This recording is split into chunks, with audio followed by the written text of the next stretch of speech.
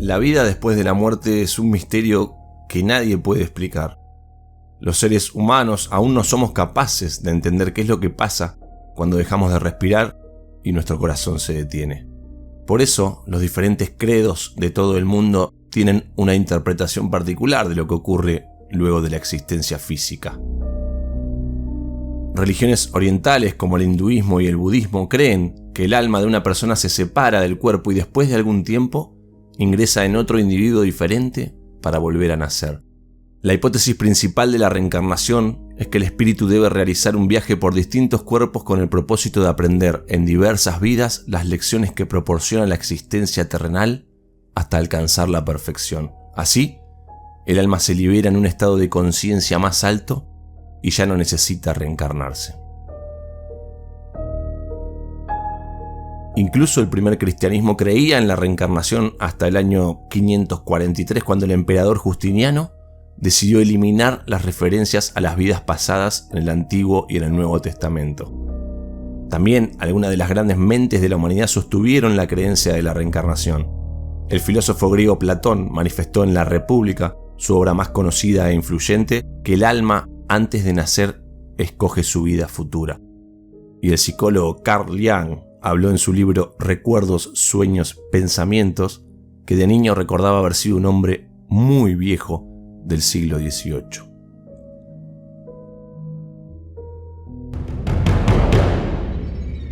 La cosa es así.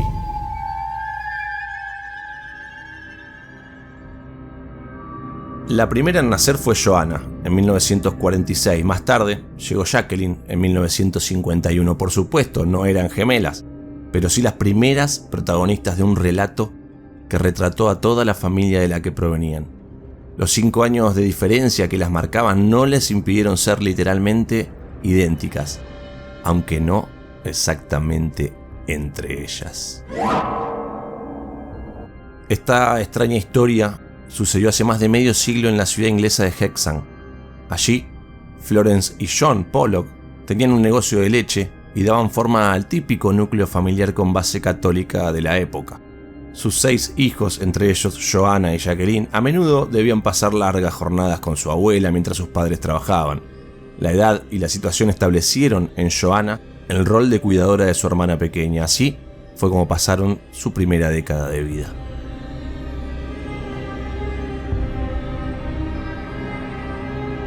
El domingo 5 de mayo de 1957, el matrimonio salió de su casa para acudir a la misa del mediodía en la iglesia local. La pareja estaba acompañada por sus 2 hijas, Johanna de 11 años y Jacqueline de 6. Como las chicas querían asegurarse un lugar de privilegio en la ceremonia, apuraron el paso y se adelantaron a sus padres. Pero antes de su llegada a la iglesia, se desencadenó la tragedia. Al doblar una esquina y cruzar de manera imprudente, las niñas se encontraron de frente con un vehículo que las atropelló y las mató de forma instantánea.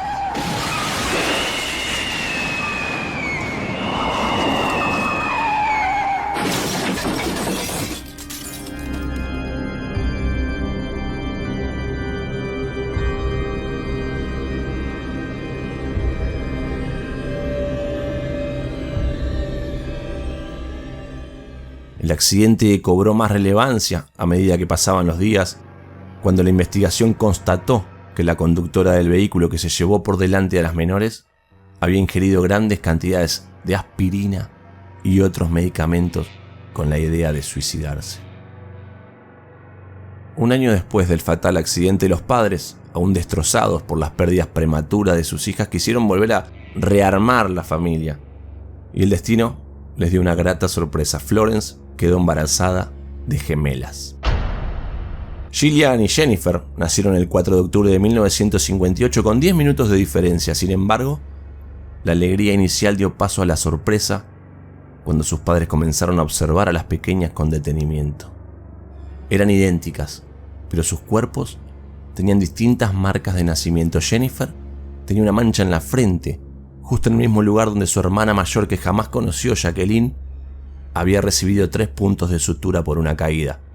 Gillian, en tanto, tenía un lunar en el costado izquierdo de la cintura, al igual que su fallecida hermana Johanna. A los 3 meses de su nacimiento, la familia decidió trasladarse a la ciudad costera de Whittleby para dejar atrás el triste pasado e intentar encontrar algo de paz.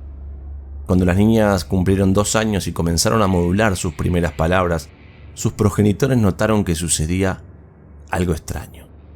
Las gemelas empezaron a pedir los juguetes de sus difuntas hermanas a pesar de que nunca habían oído hablar de ellas.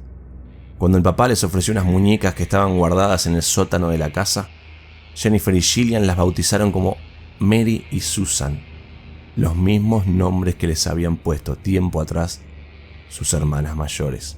Las gemelas comenzaron a diferenciarse en su comportamiento. Gillian, que emulaba a Joanna, la mayor de las fallecidas, asumió un rol de liderazgo sobre Jennifer, que recordaba a Jacqueline la menor, y ésta seguía las indicaciones de su gemela sin dudar. Las sospechas y los indicios se volvieron más oscuros cuando los Pollock decidieron regresar a su pueblo natal. Ya en Hexham, la reacción de las niñas fue instantánea. Las dos, al mismo tiempo, pidieron ir a un parque de diversiones que obsesionaba a sus hermanas fallecidas y lo describían con lujo de detalle, como si ellas mismas lo hubieran visitado en reiteradas ocasiones. Y cuando llegaron a la antigua casa familiar, reconocieron cada rincón de la vivienda e incluso a cada vecino. Sus padres advirtieron que actuaban y hablaban del mismo modo en que lo hacían sus primeras 2 hijas. Las niñas evidenciaban tener una fobia extrema a los vehículos. Cuando veían pasar alguno por la calle se abrazaban a sus padres en búsqueda de protección. En una ocasión, escucharon hablar a Gillian y Jennifer sobre el accidente de 1957. Las gemelas describían sensaciones imposibles, como el recuerdo de la sangre de las narices y bocas de Joanna y Jacqueline. No quiero que me vuelva a pasar, fue horrible. Mis manos estaban llenas de sangre, igual que mi nariz y mi boca. No podía respirar, dijo Jennifer. No me lo recuerdes. Parecías un monstruo y algo rojo salía de tu cabeza, agregó Gillian. Una vez que las gemelas cumplieron 5 años, sus vidas dejaron de estar atadas a las de sus hermanas muertas. Los recuerdos de una existencia anterior se borraron como si nunca hubiesen existido. Según expertos en la materia, esa edad es el umbral hasta el que se extiende la memoria de la reencarnación.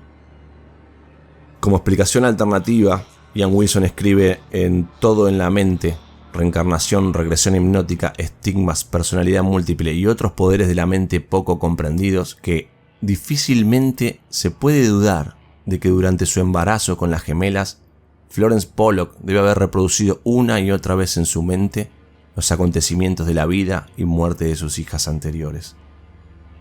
Este y otros especialistas sostienen así que al menos de manera pasiva los padres de las gemelas introdujeron en ellas un trasfondo de pensamientos que las ligaban irreversiblemente a sus hermanas aún sin conocerlas.